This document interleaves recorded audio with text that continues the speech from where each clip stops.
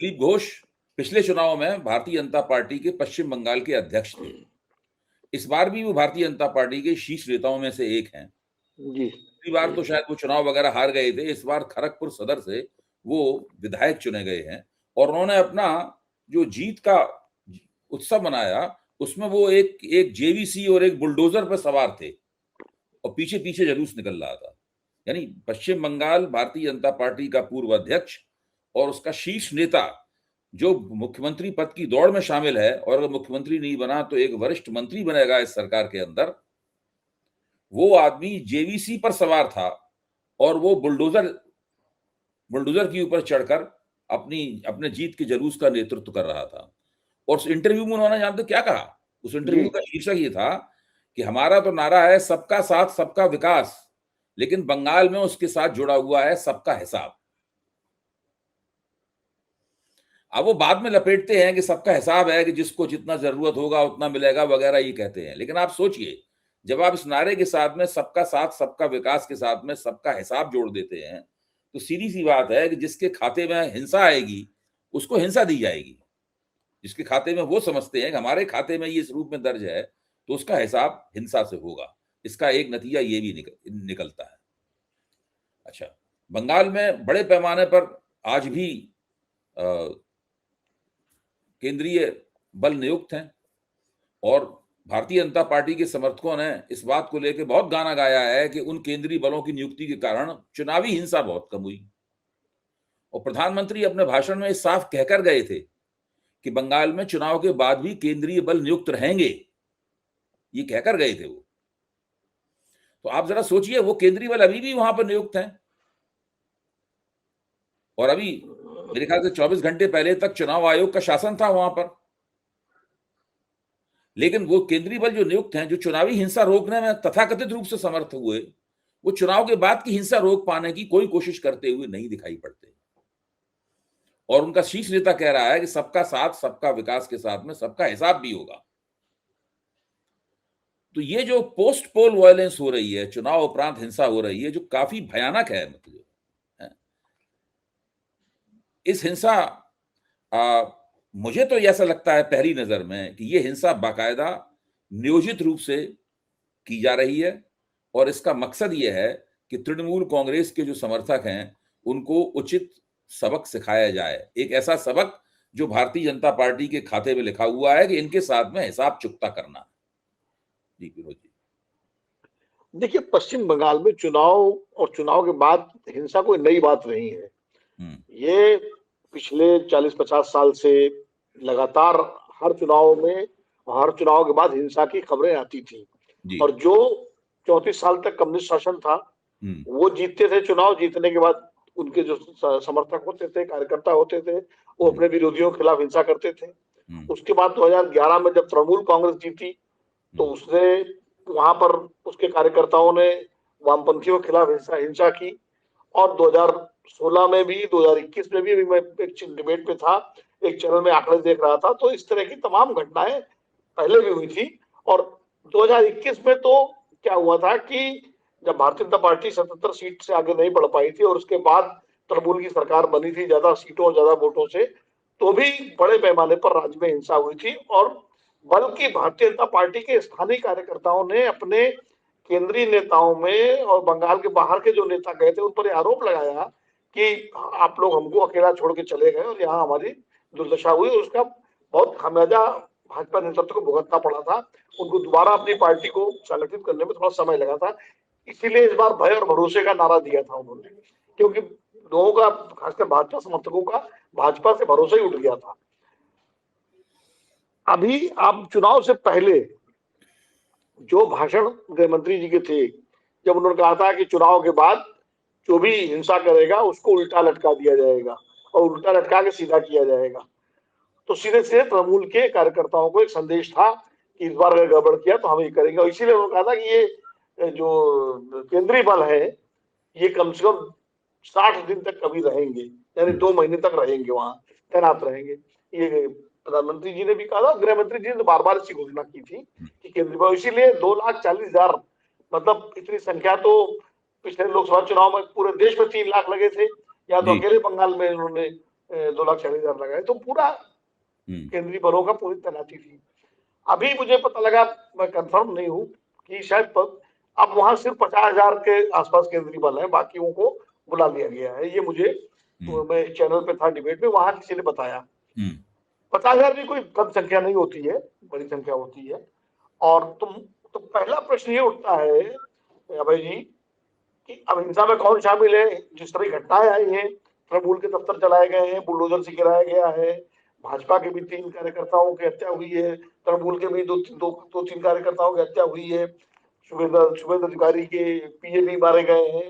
तो ये लग रहा है, मुझे जो लग रहा है, क्योंकि मैं बंगाल में तो हूं नहीं, मुझे जो लग रहा है कि ये दोनों तरफ के कार्यकर्ता या समर्थक भिड़े हुए हैं जी, क्योंकि तृणमूल अभी सत्ता से बाहर हुई है, उसके कार्यकर्ताओं पर अभी भी सत्ता बलतंत्र है, और भाजपा के समर्थक, क्योंकि सरकार उनकी बन रही है, वो उस हिसाब से उत्साह कहिए, उन्माद कहिए, जो भी है उससे। तो दोनों तरह की, और नेताओं के जो बयान, जैसे आपने अभी दिलीप घोष का दिया, दिलीप घोष ने तो ये कहा कि सबका साथ तो सबका हिसाब, उन्होंने नारा दे दिया।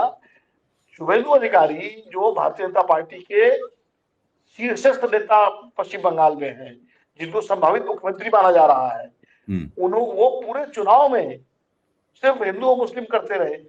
पूरे चुनाव में उन्होंने लगातार जो है कि हिंदू ईवीएम हमको जिताएंगे, मुसलमान ईवीएम हमको वोट नहीं देंगे। और जब चुनाव जिस दिन जीते हैं वो भवानीपुर से, तो मुझे याद है निकलने के बाद वो बार बार यही कह रहे थे कि मुझे हिंदुओं ने वोट दिया, जैनियों ने दिया, सिखों ने दिया, पारसियों ने दिया, लेकिन मुसलमानों ने वोट नहीं दिया। सीधे सीधे पहली बार किसी बड़े नेता ने किसी पार्टी के इस तरह का एक किया। मतलब ये बात कभी अटल जी ने, अडवाणी जी ने, मोदी जी ने, अमित शाह जी ने, योगी जी ने, किसी भी नेता ने, मैंने तो नहीं सुनी कि चुनाव जीतने के बाद वो कहे कि हमको इनका वोट मिला, इनका नहीं मिला, कभी नहीं कहा। और ये प्रश्न मैंने वहां चैनल पे मैं डिस्कशन में था, तो मैंने वहां जो भाजपा के नेता मंत्री थे उनसे पूछा, मैंने भाई इसको आप कैसे उचित ठहराते हैं। उसके बाद अभी कल मैंने एक वीडियो देखा सोशल मीडिया पे, जिसमें वो शुभेंदु अधिकारी जी अपने समर्थकों के बीच में, मीडिया के बीच में है, और बोल रहे हैं कि सबका साथ सबका विकास जो है ये नारा हमारा है, लेकिन ये नारा छोड़िए, अब तो हम जो हमारे साथ है हम उसके साथ हैं। ये बाकायदा वो बाइट है। ये सवाल ही मैंने एक कार्यक्रम में एक भाजपा के नेता से पूछा था कि भाई ये क्या प्रधानमंत्री जी का नारा उन्होंने बदल दिया, क्या प्रधानमंत्री जी के नारे से बड़ा नारा वो लोग देना चाहते हैं बंगाल के नेता, ये कौन सा मतलब वो है। तो खैर उन्होंने गोल जवाब दिया। तो ये इस तरह की भाषण, इस तरह के का जो संदेश, वो तो मतलब है ही, और पूरा एक वातावरण बन गया। और चुनाव आयोग ये अनुमान नहीं लगा पाया कि जो चुनाव आयोग मतदान के लिए, चुनाव के लिए 2.5 लाख 2,40,000 फोर्स तैनात कर रहा है, वो अगर वो रिसर्च कर लेता, जो मैंने बताया कि 2011 में कितनी हिंसा हुई, 16 में कितनी हिंसा हुई, 21 में कितनी हिंसा हुई, लोकसभा चुनाव के बाद कितनी हिंसा, तो कम से कम अभी जो 60 दिन का वादा था, तो फोर्सेस बनी रहती, क्या दिक्कत थी भाई। और फोर्सेस को निर्देश होते, क्योंकि अभी तक चुनाव आयोग के हाथ में ही कमान थी। एक तो ये है, और दूसरी बात ये है कि ये बड़ी चुनौती भी है भारतीय जनता पार्टी के लिए। इस तरह की हिंसा कोई भी करे, चाहे तृणमूल के लोग करें, चाहे भाजपा के लोग करें, या पार्टियों से इस तरह अराजक तत्व करें, ये बहुत बड़ी चुनौती है बीजेपी के लिए, क्योंकि बीजेपी पूरा चुनाव जो जीती है वो तृणमूल के हिंसा है, तृणमूल के सिंडिकेट, तृणमूल के गुंडागर्दी, तृणमूल इसको ही मुद्दा बना के जीती है। ये बड़ा मुद्दा। और ये इसीलिए जो नतीजों के बाद प्रधानमंत्री जब भारतीय जनता पार्टी के कार्यालय में गए मोदी जी, तो उन्होंने कहा भाई अब बदला नहीं, बदलाव का दौर बंगाल में होना चाहिए। एक उन्होंने संदेश दिया कि मैं बीच में हस्तक्षेप कर रहा हूं, माफ कीजिए। क्या ये एक भारतीय जनता पार्टी की पुरानी ट्रिक नहीं है कि बड़े नेता एक उदारतापूर्ण वक्तव्य दें कि बदला नहीं बदलाव होना चाहिए, और छोटे और मझोले और राज्य स्तर के नेता जो है ना, वो अपनी पुरानी सांप्रदायिक, हिंसक, अल्पसंख्यक विरोधी, विपक्ष विरोधी टेक पर कायम रहें, वो कहते रहें, ताकि हम लोगों को हमेशा लगातार इनकी बातें उनके साथ में संतुलित होती रहें। टीवी भी ये बहस चलती रहे, प्रधानमंत्री ने ये कहा था, बाकी लोग नहीं मान रहे हैं बात, और प्रधानमंत्री ये कहते रहते हैं, बाकी लोग बात भी नहीं मानते रहते हैं, और राजनीति इसी तरीके से चलती रहती है। नहीं, मैं आपसे कह रहा हूं, देखिए ये ट्रिक तो भाजपा की क्या लगभग सभी दलों की है कि बड़े नेता बहुत आदर्श टाइप की भाषण देते हैं और नीचे जो फुट सोल्जर्स होते हैं वो अपना काम करते हैं। वो पुरानी कहावत है कि चोर से कहो चोरी करो, सेठ से कहो जागते रहो, उस तरह के। तो ये तो मैं जो बात कर रहा था, मैं कह रहा था कि ये चुनौती है भाजपा के सामने, बड़ी चुनौती है। इसके पश्चिम बंगाल के चुनाव के अंतर्राष्ट्रीय आयाम भी है। अंतर्राष्ट्रीय आयाम ऐसे हैं, आप देखिए बांग्लादेश के विदेश मंत्री का बयान। बांग्लादेश के विदेश मंत्री ने क्या कहा? उन्होंने कहा कि हमें उम्मीद है कि जबरदस्ती जो है हमारे यहाँ लोग नहीं भेजे जाएंगे भाजपा के आने के बाद। दूसरा, आसाम में के मुख्यमंत्री के बयानों को लेकर के तो बांग्लादेश ने बाकायदा राजदूत को, उच्चायुक्त को बुला करके समन भी किया। तो आसाम और पश्चिम बंगाल के राजनीतिक परिणामों के अंतर्राष्ट्रीय आयाम भी है, इसलिए भी भाजपा को उसको बहुत देखना पड़ेगा। अगर आप बिल्कुल अब तो ये हिंसा इस तरह की जारी रहती है, और देखिए भाजपा के लोग शामिल हों या ना हो, लेकिन जिम्मेदारी तो भाजपा की आएगी क्योंकि सरकार उसकी बन रही है भाई। वो अब बर्खास्त कर दिया गया ममता बनर्जी की सरकार को, राज्यपाल ने बर्खास्त कर दिया क्योंकि आज 7 मई को विधानसभा की अवधि जो है वो पूरी हो गई जी। अब सीधे सीधे शासन राज्यपाल के हाथ में आ गया, क्योंकि राष्ट्रपति शासन की अभी सूचना जारी हो जाएगी, लागू हो जाएगा, और अब सारी जिम्मेदारी केंद्र की होगी जब तक सरकार नहीं बनती है। और जब सरकार बन जाएगी तो भी भारतीय जनता पार्टी सरकार होगी। तो अब बंगाल में हिंसा न हो, बंगाल में तृणमूल के कार्यकर्ता और दूसरी पार्टियों के कार्यकर्ता और तब तक सुरक्षित रहे, ये जिम्मेदारी तो सत्तारूढ़ दल की है, भारतीय जनता पार्टी की है। और अगर ये हिंसा इस तरह जारी रही और ये बदले का ये सिलसिला ज्यादा चल गया, तो सबसे ज्यादा मैं कह रहा हूं आपको, ठीक है तृणमूल का जो नुकसान होगा या दूसरे दलों का होगा, लेकिन सबसे ज्यादा नुकसान राजनीतिक रूप से देश और सब जगह भारतीय जनता पार्टी का होगा। ये बात भाजपा के शीर्ष नेताओं को समझनी पड़ेगी। उनको अपने नेताओं की भाषा पर जो है संयम बरतने की बात करनी पड़ेगी। कल ही मैं एक बड़े शीर्ष नेता से मिला था भाजपा के, उनके साथ मेरी बातचीत हुई, तो मैंने उनसे बात कही, वो सहमत थे इस बात से, बोले नहीं हमको रोकना पड़ेगा। अब कितना रोक पाएंगे, कैसे रोक पाएंगे, तो उनकी जिम्मेदारी है, क्योंकि ये मामला इतना वो है। क्योंकि देखिए अभय जी, बंगाल की हालत आप भी जानते हैं, वहां बहुत हिसाब चुकाने का मामला है भाई। जो लोग कल तक पिट रहे थे वो अब, मैं नहीं कहता कि कोई केंद्रीय नेतृत्व से ऐसा निर्देश होगा कि आप बदला लीजिए, लेकिन वो जो स्थानीय स्तर पर गांव में, मोहल्लों में, गली में जो कल तक पिट रहे थे, उनकी जब सरकार आ गई है तो वो अपने विरोधी से, प्रतिद्वंदी से जिसने उन पर हमले किए थे उसका बदला लेंगे।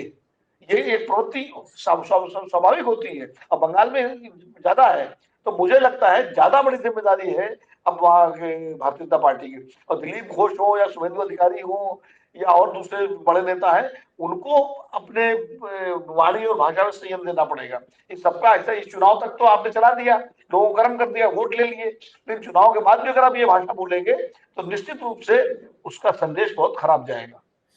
इसमें मुझे ये लगता है कि अगर योजना बना के ये किया जा रहा है, जो मेरी समझ में तो किया जा रहा है योजना बनाकर, और पहले भी योजना बनाकर होता था दूसरी पार्टियों के संदर्भ में, तो इस बात की परवाह नहीं की जाती है कि हमारी कोई साख वगैरह गिर जाएगी। उन्होंने कि थोड़े दिन तो हिसाब साफ कर ही लिया जाए, इसके बाद 5 साल पड़े हैं अपनी साख को ठीक करने के लिए हमारे पास। नहीं तो आप त्रिपुरा का भूल रहे हैं क्या?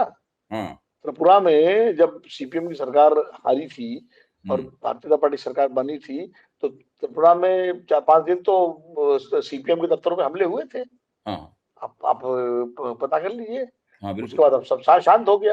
तो ये तो एक तरह से आप, मतलब मेरे पास कोई ऐसा वो नहीं है कि मैं कहूँ कि भाई वो साफ तौर पे अपने इंटरव्यू में कह रहे हैं कि हमने तृणमूल कांग्रेस ने जो ऑफिस हमसे हमारे छीन लिए थे 2021 के चुनाव के बाद, हम वो ऑफिस अपने दोबारा छीन रहे हैं। वो तो कल एक ऑफिस बुलडोजर से गिराया लोगों ने। हाँ, नहीं बुलडोजर का एक ऑफिस, हाँ बुलडोजर में, और पुराने ऑफिस जो सीपीएम जो भाजपा का दावा है कि टीएमसी ने हमसे छीन लिए थे, वो हम दोबारा उनसे ऑफिस छीन रहे हैं। तो एक मेरे ख्याल से 8 या 10 दिन तक या 1 हफ्ते तक एक निश्चित अवधि उन लोगों ने तय की होगी कि कुछ दिन तक तो हम लोग ये काम करेंगे, क्योंकि अगर वो ये काम नहीं करेंगे तो बंगाल की राजनीतिक कल्चर में उनको कमजोर समझा जाएगा। हाँ, उनको सॉफ्ट। हाँ, ये जो बंगाल में एक राजनीतिक हिंसा की संस्कृति है। हाँ, बंगाल में एक राजनीतिक हिंसा की संस्कृति है। और मैं तो ये भी कह रहा हूँ कि अभय जी, आपको बताऊं कि जो बहुत सारे सिंडिकेट जिनको कहा जाता है कथित रूप से, इस तरह के तत्व जो है वो जो कल तक जो पहले सीपीएम के साथ थे, उसके बाद तृणमूल के साथ आ गए थे, कोई भरोसा नहीं, बहुत बड़ा तबका जो है भाजपा के साथ भी जुड़े, क्योंकि ऐसे तत्व तो सत्ता के साथ होते हैं ना। इसमें एक और तथ्य है, शुभेंदु अधिकारी के जो सबसे नजदीकी कारकुन थे, उनकी हत्या कर दी गई और नियोजित रूप से हत्या कर दी। पहले एक कार ने उनकी कार को रोका और फिर उस कार में नंबर प्लेट वगैरह भी नहीं थी, और उतर के एक कुशल हत्यारे ने शीशे के पार से केवल एक गोली इस तरह चलाई, एक ही शीशे में छेद है और वो उनको लगी और वो उनकी मृत्यु हो गई। अच्छा, अब एक वरिष्ठ पत्रकारों का जो एक ग्रुप है, जो कि व्हाट्सएप ग्रुप है, आप भी उसको जानते हैं, मैं भी उसमें शामिल हूं, उसके अंदर एक एक्स पे एक पोस्ट आई है, डाली गई है उसके अंदर पोस्ट, और उस पोस्ट में क्या लिखा है कि शुभेंदु अधिकारी के सहायक 2013 से मर रहे हैं या मारे जा रहे हैं। अरे ये मुझे नहीं पता, मैंने देखा नहीं। मैं वही पढ़ रहा हूँ आपके सामने, मैं फोन लिए हुए हूँ, वही पढ़ रहा हूँ। वो लिखा हुआ है, भेज दीजिएगा। वैसे उनके पीए प्रदीप अपने घर में फांसी पर लटके हुए पाए गए। 2018 में उनके बॉडीगार्ड शुभव्रत की हत्या हुई। 2021 में उनके ड्राइवर पुलक की हत्या हुई। 2026 में उनके पीए चंद्रकांत रथ की हत्या हुई। अच्छा, अब ये जो पूरा मामला है, ये जो हिंसा का पूरा मामला है, मुझे लगता है कि पहले के मामलों में तो ये बिल्कुल स्पष्ट है कि वो जो सरकार जीतती है वो अपना पुराना हिसाब चुकता करती है। थोड़े बहुत दिन ये सब जैसे दंगे आयोजित किए जाते हैं, इस तरह की आयोजित हिंसा है, ताकि वो अपना रुतबा गालिब कर सकें, और जब वो ठोक पीट करेंगे तो डर के मारे दूसरी तरफ से या तो लोग भाग जाएंगे या उनकी पार्टी में भी शामिल होंगे। हाँ, समर्पण कर देंगे। अपनी पार्टी का आकार बढ़ाने का भी तरीका है। टीएमसी भी हथकंडा अख्तियार करती थी, आपने बिल्कुल ठीक कहा। सीपीएम भी हथकंडा अख्तियार करती थी, आपने बिल्कुल ठीक कहा। और बीजेपी उसी रास्ते पर चलती हुई साफ तौर पर दिखाई पड़ती है। और ये जो पूरी परिस्थिति है, इसमें पिछले जमानों में जो बातें होती थी, तब इतने केंद्रीय बल वहां नियुक्त नहीं होते थे जी। तब इस प्रकार की दावेदारी नहीं होती थी कि हमने चुनाव में वोट डालने से पहले जो हिंसा होती थी, उस हिंसा को हमने रोक लिया। जी। हाँ, लेकिन इस बार तो केंद्रीय बल नियुक्त थे। अब भी आप बता रहे 50,000 नियुक्त हैं, और चुनाव आयोग की ये हैसियत, ये हिम्मत नहीं है कि वो बिना केंद्र से पूछे वहां पर केंद्रीय बलों की संख्या कम कर दे। नहीं, वो तो केंद्रीय चुनाव, वो तो जो गृह मंत्रालय है, वो अपने हिसाब से मूवमेंट फोर्सेस तय करता है। मैं ये कहता हूं, मैं आपके सामने ये एक बात रखना चाहता हूं कि जब तक केंद्रीय बलों की संख्या बंगाल में कम नहीं की जाएगी, तब तक भारतीय जनता पार्टी वालों को टीएमसी के खिलाफ हिंसा के लिए गुंजाइश मिलेगी कैसे? उसके लिए जरूरी है कि जो बंदोबस्त है, जो कड़ा बंदोबस्त था, पहले था, मतलब उसको ढीला किया जाए, उसके अंदर कुछ ढील दी जाए, तभी तो उस गुंजाइशों में वो आगे बढ़कर एक योजनाबद्ध तरीके से हिंसा कर पाएंगे। अब कहने के लिए वहां सब कुछ हो रहा है। एक घोषणा भी की गई कि जो बुलडोजर लेके जुलूस निकालेगा, हम बुलडोजर के मालिक को गिरफ्तार कर लेंगे। हमने 200 से ज्यादा गिरफ्तारियां कर ली हैं, हमने 300 एफआईआर दर्ज कर ली। ये सब बातें भी की जा रही हैं, लेकिन साथ में हिंसा भी बराबर पूरी ताकत से चल रही है। एक तो ये पहलू है, इस पर हम दोनों ने हम दोनों एक ही मुकाम पर खड़े हुए हैं।